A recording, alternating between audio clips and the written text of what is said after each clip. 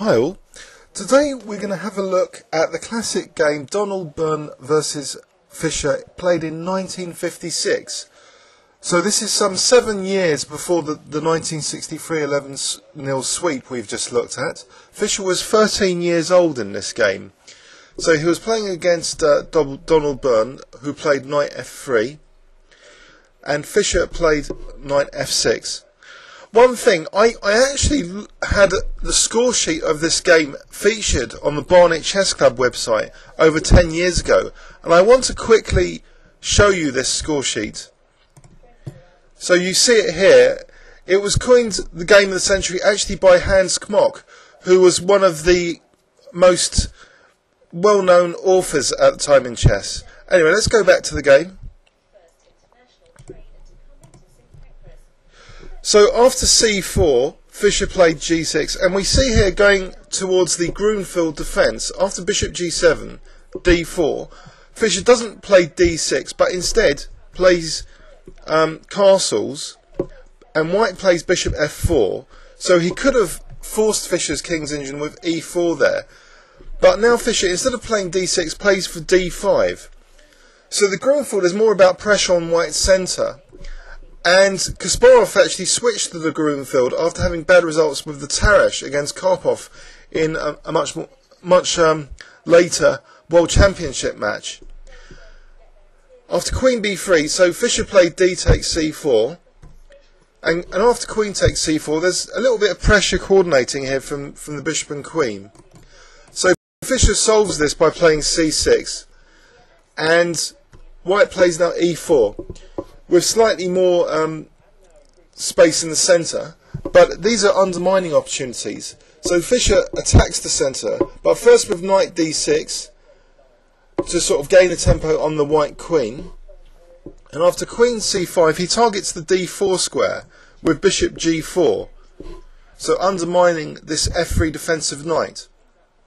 Now here, most analysts of this game, and there has been an incredible amount of analysis on this game, consider the next move to be one of the key mistakes, bishop g5. So it's a mistake because, as we'll see, this bishop in some variations is a liability now, because Fischer amazingly undermines d4. Actually e4 with his next move. So we're going to see now an incredible combination. But before we do, let's have a quick look. After bishop e2, maybe white could have been okay with this more cautious move. After knight d7, say knight h5, bishop e3, it would still be a game here. So bishop g5. The e4 square is the key to this position, and Fischer amazingly undermines it with now knight a4, deflecting this knight away from the defence of the e4 pawn. So after queen a3 was played, because if knight takes a4, we have knight takes e4, attacking the queen and bishop. Say queen b4, a5, queen takes b7, and now white's position will just completely collapse. Knight takes g5, knight takes g5, bishop takes d1, king takes d1, queen takes d4 check, and black is hugely up in material. So it's a complete collapse of white's centre. So you see now the power of this deflection with knight a4. So that's why queen a3 was played. And after knight takes c3, b takes c3, black takes on e4 now, allowing the loss of the exchange, in theory, with bishop takes e7. Fischer doesn't mind this, he just plays queen b6, not fearing, say, bishop takes f8, because of bishop takes f8, say, and black would be fine. For example, for queen b3, and just rook e8, and white is actually busted here. There's very little white can do against this pressure. For example, bishop e2, knight takes c3, rook d2, and white's been tied up in knots. Maybe knight a4 here is one of the strongest moves, so that after rook a2, bishop takes, g takes, bishop b4 check, king f1, knight d2 check, winning more material. So, actually in the game, bishop c4 was played, at least trying to get the king into safety. Fischer at 13 stops this. This, with an amazing continuation, occurs even from here. Knight takes c3 now.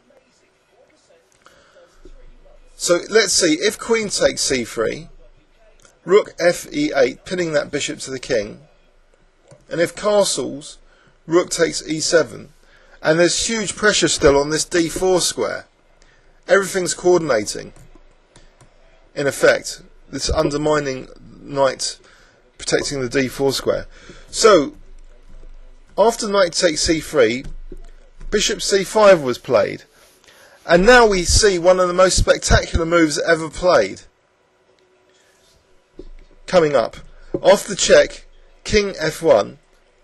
I'll give you 5 seconds here to see if you can spot Fischer's next move. 5, 4, 3, 2, 1. Fischer played bishop e6, just sacrificing his queen on b6. After bishop takes b6, bishop takes c4 check. We have a lovely seesaw check element to this. King g1, knight e2 check. King f1, knight takes d4 check. So it's a seesaw tactic. King g1, knight e2 check. The seesaw gaining more material as the checks accumulate. King f1, and now Fischer plays knight c3 check, and after king g1 he plays a takes b6, so attacking white's queen. He's winning this position easily now. After queen b4 he plays rook a4, and white is losing further material. It's been a complete disaster. Queen takes b6, knight takes d1. White tries to get the rook active now with h3. After rook takes a2, king h2, the torture doesn't end. Knight takes f2, attacking the rook, and Fischer doesn't mind the exchange of rooks. His attack is just far too strong. The coordination is excellent now between all his pieces. Bishop d5, centralising the bishop, targeting g2. After knight f3, Fischer plays knight e4, another centralising move. So these two mine pieces very powerfully placed in the centre. Queen b8. Fischer just played b5, so this pawn could also be very, very dangerous now, prompting white to try for a crude attack. After h4, h5, knight e5, Fischer now plays another excellent move. He plays king g7, unpinning the bishop with maybe bishop d6 being lethal. So Byrne's had it. Instead of resigning, he allows this beautiful finish where all black's pieces converge on the white king to deliver checkmate. Apparently he had asked competitors should he allow the kid to mate him, and the game went down as the game of the century. Coins by Hans Kmoch. So let's have a quick overview and summary of this game. It started off with what could have been a king's Indian defence, but in fact bishop f4 was played, allowing a Grunfeld.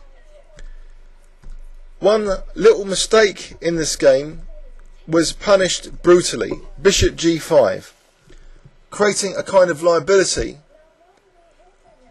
tactical liability, based on this pin on f3, white's lack of development, and this bishop which could be attacked in some variations.